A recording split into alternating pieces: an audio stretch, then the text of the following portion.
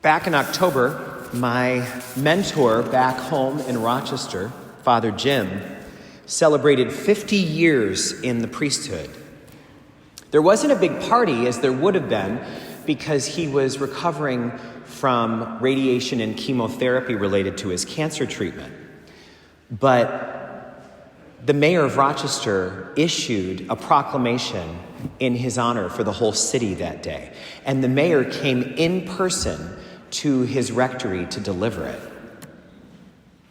A couple of weeks later, he had a PET scan that showed that his cancer had returned and was spreading. And so he made the decision not to seek any more treatment. He was going to just let things take their course. And I went home to Rochester for Thanksgiving and went to see him at the rectory. And he said, "I know I'm going to die. I know that this is my time. And I am at peace," he said. He said, "And you know, I realize there's really nothing left for me to wait for. I've had my 50th anniversary." He said, "There's no upcoming family weddings or any particular big events on the horizon." He said, I think I'm ready to go." And I said to him, because this was Thanksgiving and I was going to be home again for a visit at Christmas. So I said, "Is this right now, the moment we're having, is this goodbye? Or is it, I'll see you at Christmas?" And he said, "It's one or the other." So he said, "How about we just say, I love you." And he died on December 13th. It gives me comfort to know that he was ready, that he was able to say to me face to face, "I'm ready to die in peace." And that's kind of the opposite of the story that we're set up for today in the gospel. Simeon was not ready to die in peace because he had not yet seen the promise that had been made to him. The Holy Spirit told him, "You are going to see the Messiah in your lifetime. The Messiah is going to come to the temple." So Simeon took the Spirit seriously and started staying in the temple day and night. And in the long version of this gospel, we hear that Anna, a prophetess, was doing the same thing. They were in the temple all the time because they knew that the Messiah was coming. They didn't know when, but they were told it would be within their lifetime. So imagine what it was like to be them. What are they supposed to look for? A pillar of fire?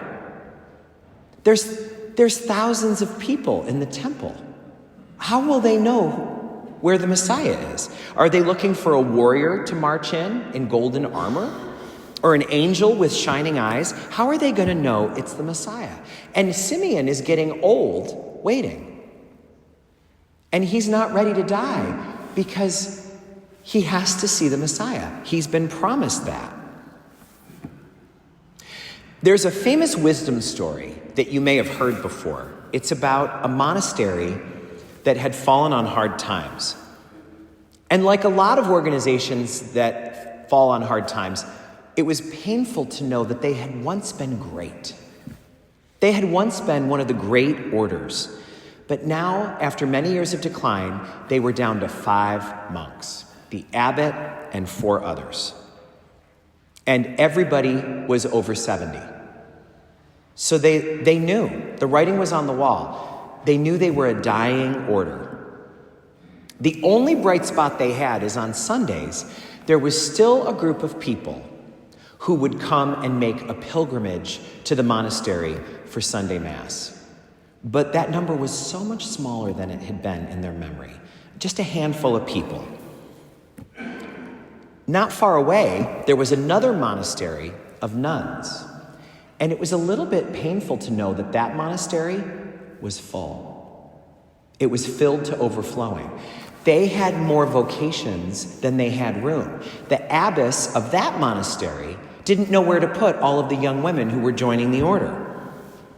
And so the abbot humbled himself and went over to the abbess and asked her what he should do. He said, we're dying. And you obviously know how to have a monastery that's thriving. What should we do? And the abbess said to him, I don't know what to tell you to do. She said, but there's only one thing that I know that I think you need to know. She said, the Messiah is one of you. And the abbot was like, what? She said, no more. The Messiah is one of you. So he went back, and at the house meeting that week, he told the other monks. And they were all like, one of us? There was only 5 of them. So they started wondering, could it be the abbot himself? Well, that would be weird that he told us. That would be a little awkward. Would it be maybe Brother Thomas? He was a holy person. Maybe it was Brother Luke. Kind of crotchety, but, who's to know? Could it be Brother Philip? He's real passive. How could it be? But, he's the kind of guy who's always there when you need him. So as they started thinking of each other this way, they started treating each other with incredible respect and kindness, just in case. And you can imagine how that made it feel different in that monastery, even though there were just 5 of them. And then, when people came on Sundays, they felt that. And so they told their friends, you've got to see this place. These brothers are luminous. And so then more people came. And then they brought more friends. And then some young men started talking to the monks. And then one of them said, is there an application to join this place? And I think you know how the story goes from there. It's exactly what parents try to tell their teenagers when they start being able to stay out late and have a curfew that goes beyond when the parents would normally go to bed. They tell their teenagers, you're going to find what you're looking for out there. If you're looking for trouble, you're going to find it. We tell our kids that. Don't go looking for trouble or you'll find trouble. But the same thing holds here. If you're looking for God, you're going to find God. We find what we're looking for. If we're on the lookout for God, we're going to see traces of God. We're going to see the signs that God is present. It's the looking itself that changes us. And that is a huge part of what we're talking about in the book we're reading together. I'm hearing great things from people in the small groups about this book. They're having some really powerful conversations. And the thing that comes out of the gospel we're hearing today that really intersects well with this book is that there are 2 different kinds of hope. And they're related to what we're talking about in the story of the presentation. The one kind of hope is a passive kind of hope. The other one is active. But the passive hope is a little more like wishing things. It's like, I hope it doesn't rain this weekend. We've got no control over that. We're just kind of wishing. And we know that there's nothing we can do to have an impact on that. An active hope is different than that. It's something that we're willing to work toward. I hope that our Catholic school becomes a thriving place. That's something that we say, we're going to work on that. We're going to have open houses. We're going to make sure that our teachers are the best ones in town. We're going to do everything we can. If we say, I want my kid to go to college someday, we're looking for that to happen. We're doing things like doing their homework with them. We're making sure that they're signed up for enrichment opportunities. We're the one that calls the teacher. The teacher doesn't have to call us. We're checking in. Is there anything I can do? Any way I can help?